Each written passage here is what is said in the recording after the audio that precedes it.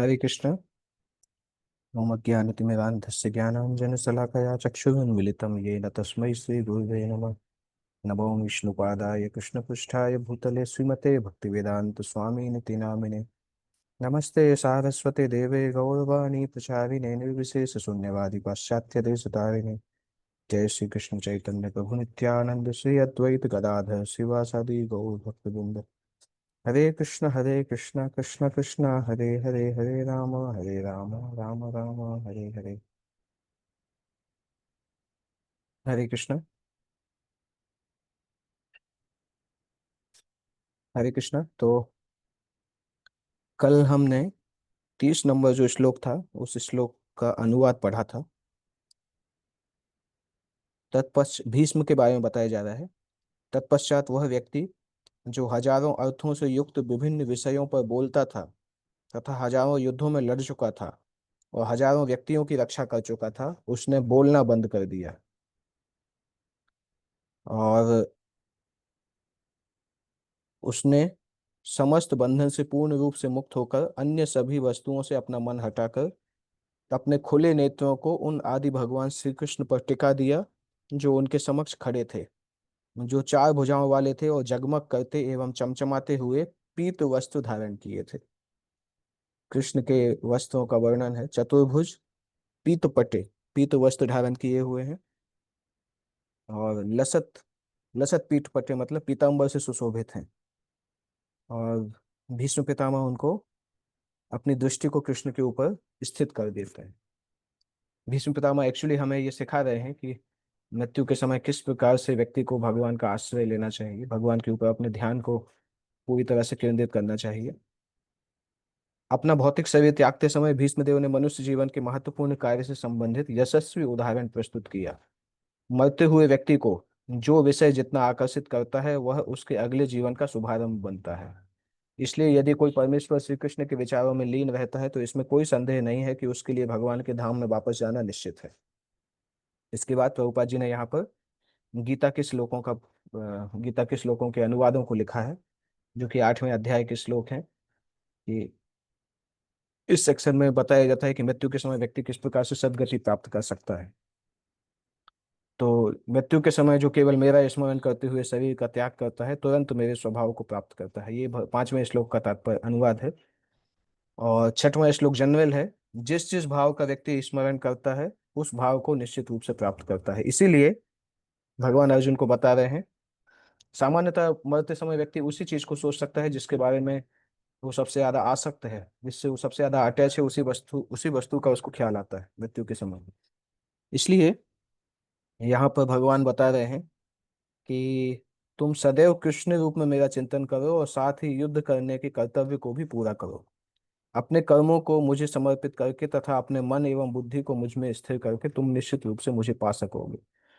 तो केवल मरते समय चिंतन करने से नहीं होगा, क्योंकि मरते समय जो चिंतन है वो तभी होगा जब हम जिंदगी में उसकी प्रैक्टिस करेंगे। क्योंकि मरते समय हमारा अपने मन पे उतना वश नहीं होता है कि हम जो चाहें वो सोच सकें। जिंदगी भर अगर हमने वास्तविकता में कृष्ण से आसक्ति प्राप्त करने का प्रयास किया है और कृष्ण की भक्ति करने का प्रयास किया है तो मृत्यु के समय नेचुरली कृष्ण का चिंतन आएगा। तो कभी कभी जब लोग सोचते हैं कि मृत्यु के समय सोचना है तो फिर जिंदगी भर तो हम कुछ और करते हैं, मरते समय बुढ़ापे में प्रैक्टिस करेंगे, परंतु ऐसा नहीं होगा। यहाँ पे भगवान ने मृत्यु समय लिखा परंतु उसके जस्ट बाद लिखा कि सदैव चिंतन करो, तभी मृत्यु के समय चिंतन कर पाओगे। और जो व्यक्ति अपने मन को मेरा स्मरण करने में निरंतर लगाए रखकर अविचल भाव से भगवान के रूप में मेरा ध्यान करता है वह अवश्य मेरे पास पहुंच जाता है। ये भगवान 8वें श्लोक में बताते हैं कि इम्पोर्टेंट है हम अपने मन को भगवान में लगाएं, और इम्पर्सनल तरीके से नहीं लगाया जा सकता है। क्योंकि अगर हम देखेंगे, अगर हमें पता है कि भगवान का कोई नाम रूप गुण लीला नहीं है तो मन लगाएंगे किसमें। इसलिए जो निराकारवादी होते हैं उनके मन फाइनली फिर भौतिक संसार की तरफ ही जाते हैं, क्योंकि अध्यात्म में वो कुछ स्मरण नहीं कर पाते हैं। तो यहाँ पे भगवान बता रहे हैं कि मन को मेरा स्मरण करना, स्मरण मतलब भगवान के नाम रूप गुण लीला इनके स्मरण में लगाए रखना और भगवान का ध्यान करना। बहुत इंपॉर्टेंट है भगवान का ध्यान करना इस केस में, कि जो भगवान का निरंतर ध्यान करने में सफल होता है वो निश्चित भगवान के पास चला जाता है। यही की है एक्चुअली भगवान के पास जाने की, कि अविचलित रूप से भगवान का ध्यान करना। उसके बाद 9वें श्लोक में वर्णन आता है, भगवान का ध्यान करना है तो कैसे करेंगे। ध्यान करते समय हमें ये सोचना है कि भगवान सर्वज्ञ हैं, पुरातन हैं, पुरातन मतलब सबसे पुराने हैं, नियंता मतलब नियंत्रक हैं, लघुतर से लघुतम, छोटे से भी छोटे भगवान हो सकते हैं, सबसे बड़े भी हो सकते हैं, दीर्घतर से दीर्घतम भी हो सकते हैं, सभी के पालक हैं। भौतिक बुद्धि भगवान को कैच नहीं कर पाती है। भगवान नित्य पुरुष हैं, अचिंत्य हैं, और सूर्य की भांति तेजस्वी है, और इस भौतिक प्रकृति से परे है। ऐसा करके भगवान के बारे में जो सोच पाता है मृत्यु के समय, वो अपने प्राण को भौहों के मध्य में स्थिर कर लेता है और पूर्ण भक्ति के साथ परमेश्वर के स्मरण में अपने को लगाता है। वह निश्चित रूप से पूर्ण पुरुषोत्तम भगवान को प्राप्त होता है। अभी अ, इस तरह से भगवान का स्मरण करके भगवान के पास जाते हैं। इसके बाद भगवान अ, एक और चीज बता रहे हैं, मुक्ति लाभ की प्रोसेस, जो कि इसकी सबसाइड भी प्रोसेस है। जो लोगों ने वेदों का अध्ययन किया है ओमकार का उच्चारण करते हैं। हो सकता है वो डायरेक्टली कृष्ण को नहीं जानते हो, या कृष्ण के डायरेक्ट भक्त नहीं हो, परंतु जब वो वेदों को जानते हैं, ओमकार का उच्चारण करते हैं और संन्यास आश्रम में रहते हैं, तो फिर वो मुक्ति को प्राप्त करते हैं, परंतु ब्रह्म में प्रवेश करते हैं। उनको ब्रह्मचर्य व्रत का आचरण करना होता है, फाइनली ब्रह्म ज्योति में वो प्रवेश करते हैं। और किसी भी प्रकार की मुक्ति प्राप्त करने के लिए सबसे आवश्यक है, पहला क्राइटेरिया है कि इंद्रिय क्रियाओं से विरक्ति करना होता है। अगर व्यक्ति अपनी केवल इंद्रियों को संतुष्ट करने का प्रयास करता रहेगा और सोचेगा कि हम योग में भी आगे बढ़ जाएं, तो ये एक धोखा जैसे ही है। क्योंकि व्यक्ति कभी भी योग धारण नहीं हो पाएगा, अगर इंद्रिय के क्रियाओं से विरक्त नहीं होगा तो योग धारण करना उसके लिए संभव नहीं होगा। इसलिए इंद्रियों के समस्त द्वारों को बंद करके तथा मन को हृदय में और प्राण वायु को सिर के ऊपरी भाग में स्थापित करके मनुष्य अपने आप को योग में स्थापित करता है। इस तरह से योगासन में बैठने के बाद जब वो ओमकार का उच्चारण करता है, भगवान का चिंतन करता है। दोनों आवश्यक है, ओमकार भगवान का साउंड रिप्रेजेंटेशन है, और पूर्ण पुरुषोत्तम भगवान का चिंतन करता है, और इस तरह करते करते अपने शरीर को त्यागता है, तो निश्चित रूप से वो व्यक्ति भगवत धाम जाता है। और फिर भगवान बताते हैं कि इस तरह से जो निरंतर भाव से मेरा स्मरण करता है, मैं उसके लिए सुलभ हो जाता हूँ। हालांकि भगवान को प्राप्त करना बहुत कठिन है, परंतु अगर कोई अनन्य भाव से भगवान का स्मरण करता है तो भगवान उसके लिए सुलभ हो जाते हैं। और जो भक्ति योगी हैं वो मुझे प्राप्त करने के पश्चात कभी भी दुखों के इस क्षणिक संसार में नहीं लौटते हैं। अब चूंकि भीष्म देव तो ऑलरेडी, उनको ऐसा वरदान था कि अपनी इच्छा के आधार पर वो शरीर त्याग कर सकते थे, और इसलिए मृत्यु के समय उन्होंने भगवान को जब सामने देखा, तो वो सोच रहे थे कि अभी भगवान सामने है तो अभी अगर शरीर त्याग कर देंगे तो बहुत अच्छा रहेगा, एंड अदरवाइज हो सकता है ऐसे समय शरीर त्याग करना पड़े जब भगवान कृष्ण सामने नहीं है। इसलिए मृत्यु के समय भगवान को, अब भगवान जो उनके अभीष्ट थे उनको पाकर वो धन्य जैसे हो गए थे। इसलिए उन्होंने मृत्यु के समय अपनी आंखें बंद नहीं की। नॉर्मली मरते समय लोग आंखें बंद कर लेते हैं, परंतु खुले आंखों से लगातार भगवान को देख रहे थे, और प्रगाढ़ प्रेम के कारण भगवान को दीर्घ काल तक देखना चाह रहे थे। चूंकि वो शुद्ध भक्त थे, इसलिए उन्हें योग की विशद क्रियाओं की आवश्यकता नहीं थी।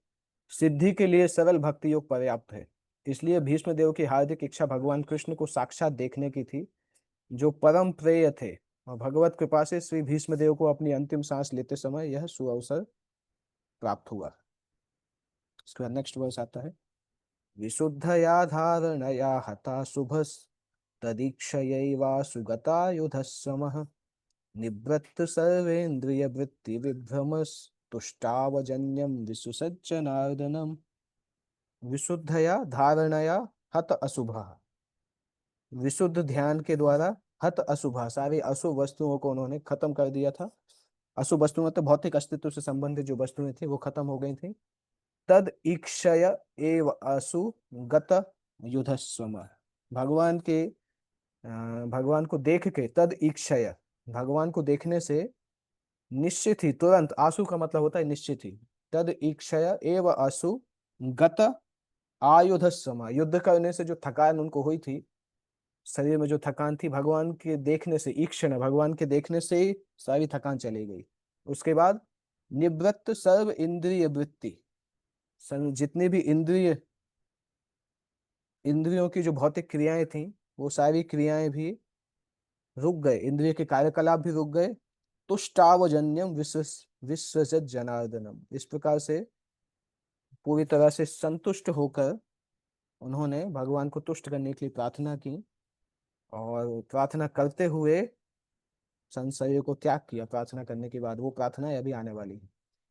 शुद्ध ध्यान द्वारा भगवान श्री कृष्ण को देखते हुए वे तुरंत समस्त भौतिक अशुभ अवस्थाओं से और तीरों के घाव से होने वाली शारीरिक पीड़ा से मुक्त हो गए।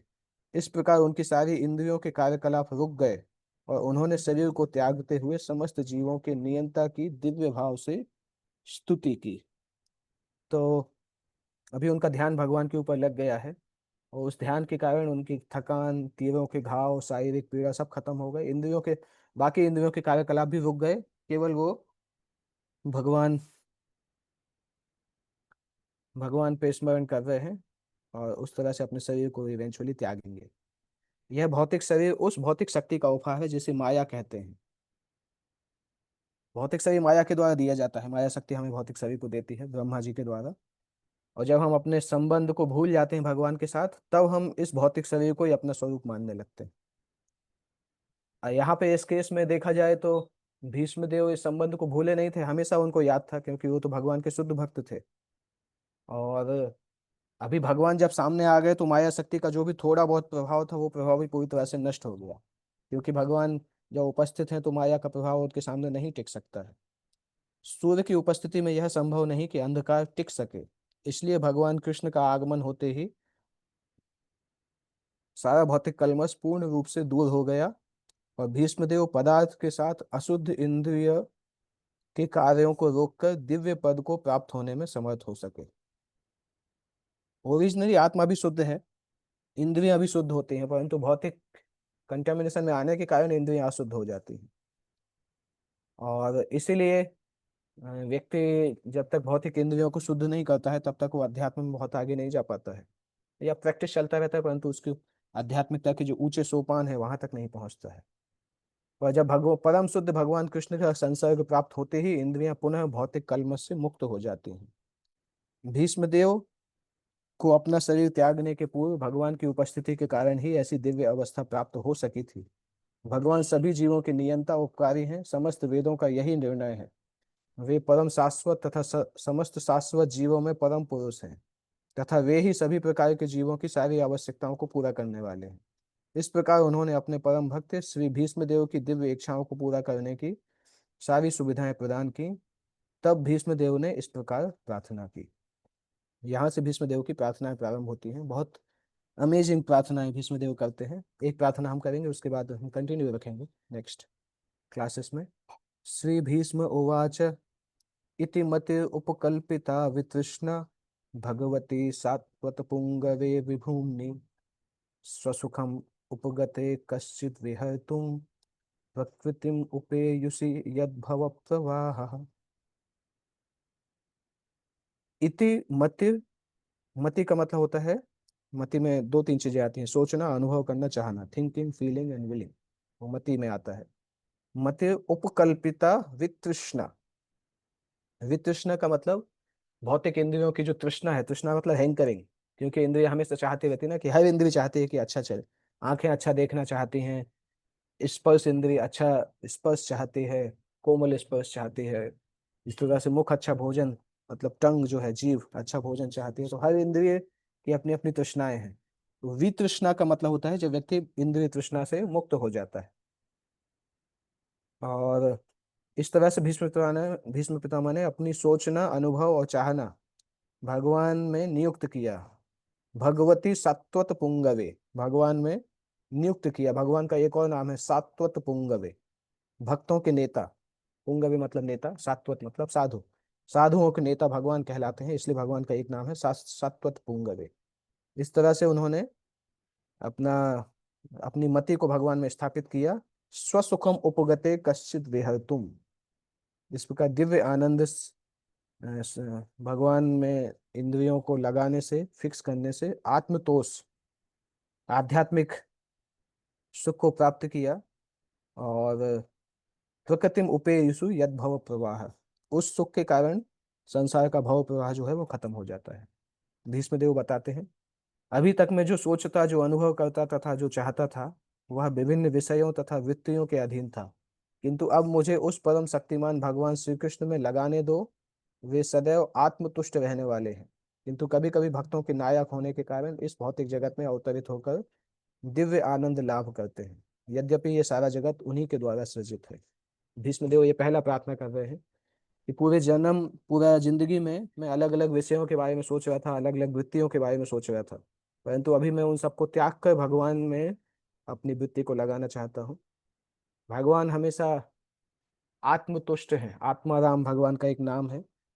आत्मतुष्ट होने के बाद भी भक्तों के नायक होने के कारण इस संसार में आते हैं, भक्तों को अपना संग देने के लिए, भक्तों का संग प्राप्त करने के लिए। क्योंकि भगवान के लिए शत्रुओं को मारना या राक्षसों को मारना मेन काम नहीं होता है। मेन काम तो होता है भक्तों के साथ दिव्य लीलाएं करना। इसीलिए भौतिक संसार में अवतरित होते हैं। तात्पर्य में बताया जा रहा है कि भीष्म देव तो एक बहुत बड़े राजपुरुष थे और प्रैक्टिकली कुरुवंश के सबसे वरिष्ठ व्यक्ति थे। बहुत बड़े सेनानी भी थे क्षत्रियों के। उस समय धरती पर क्षत्रियों में सबसे ऊंचे, सबसे अग्रणी थे। इसलिए उनके लिए नेचुरल था कि उनका मन कई विषयों में बटा रहता था और चिंतन, अनुभूति और इच्छाएं कई बातों में लगी रहती थी। परंतु अभी भीष्मदेव इच्छा कर रहे हैं कि मैं परम पुरुष भगवान पर सारा चिंतन, अनुभूति और इच्छाओं को केंद्रित करते हैं। यहाँ पर उन्हें, मतलब भगवान श्री कृष्ण को, भक्तों के नायक तथा सर्वशक्तिमान कहा गया है।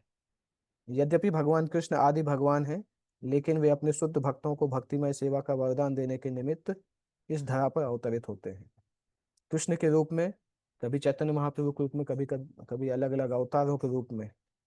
तो चाहे कृष्ण हो चाहे चैतन्य महाप्रभु हो, दोनों ही भक्तों के लीडर हैं। दोनों को सात्वत पुंगवे बोला जा सकता है, क्योंकि शुद्ध भक्त भगवान से पूरी तरह से सिंक होते हैं। जैसे आप फोन और लैपटॉप को सिंक करते हैं ना क्लाउड में, उसी तरह से भगवान की इच्छा, शुद्ध भक्त की इच्छाएं सिंक होती हैं एक दूसरे से। इसलिए उन दोनों को सात्वत बोला जाता है। भक्त को भी सात्वत बोला जाता है, और भगवान सात्वत पुंगव बोले जाते हैं, क्योंकि भगवान सारे सात्वतों में सबसे आगे। इसलिए भीष्मदेव को अन्य कोई इच्छा नहीं है। जब तक मनुष्य सभी प्रकार की इच्छाओं से शुद्ध नहीं हो लेता, तब तक भगवान उसके नेता नहीं बनते। कई बार लोग बोलते हैं भगवान हमारी जिंदगी को गाइड करो, परंतु अगर भगवान गाइड करने लगेंगे और हमारे मन में अपनी खुद की इच्छाएं हैं, तो हम उस चीज को स्वीकारेंगे नहीं कई बार। इसलिए भगवान उसी लेवल पे गाइड करते हैं जितना हम भगवान को समर्पण करते हैं। जितना हम सरेंडर करते हैं उतना भगवान गाइड करते हैं। इच्छाओं को मिटाया नहीं जा सकता, लेकिन उन्हें शुद्ध की करना होता है। भगवत गीता में स्वयं भगवान ने पुष्टि की है कि वो भगवान की सेवा में निरंतर लीन रहने वाले शुद्ध भक्त को उसके हृदय के भीतर से उपदेश देते हैं।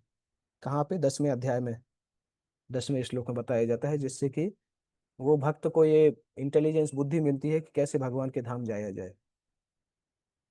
भगवान सामान्य व्यक्ति के लिए जो भौतिक प्रकृति पर अपना प्रभुत्व दिखाना चाहता है, उसकी इच्छा पूर्ति के लिए कार्यों के साक्षी बनते हैं, परंतु भगवत धाम जाने का उपदेश नहीं करते। तो यही भगवान का व्यवहार है। जो जीव जैसी इच्छा करता है, भगवान उस प्रकार से उसको गाइड करते हैं। परंतु साथ साथ भगवान अपनी लीला करते हैं, भक्तों को भेजते हैं, जिस कारण से उनको, भक्तों को लालसा जागृत हो, लोगों को लालसा जागृत हो। अभक्त लोग भगवान से कभी कोई उपदेश ग्रहण करने की परवाह नहीं करते हैं, इसलिए भगवान उनके विषय में मौन बने रहते हैं, यद्यपि साक्षी रहते हैं। और जो भक्तगण होते हैं वो आध्यात्म के रास्ते पे जाते हैं, वो भगवान से सुनना चाहते हैं, भगवान को फॉलो करना चाहते हैं। भक्त जानते भी हैं कि कृष्ण आदि भगवान है, और कृष्ण से ही कारुण्यदक्षाई विष्णु, क्षीरोदक्षाई विष्णु सभी निकले हैं। और ऐसे शुद्ध भक्तों की संगति करने के लिए भगवान भी इच्छुक रहते हैं। इसलिए भगवान धराधाम पर अवतार लेते हैं, और प्रकृति के नियमों में बाध्य नहीं होने के बाद भी वो संसार में आते हैं, और आने के बाद भी प्रकृति से बनते नहीं हैं। तो ओके, तो यहाँ तक आज हम डिस्कस करते हैं, और इसके आगे जो श्लोक है, 33 नंबर श्लोक, वो हम कल की class, in the sense next class में हम उसको स्टार्ट करेंगे। श्रीमद् भागवतम की जय। जगत गुरु श्रील प्रभुपाद की जय।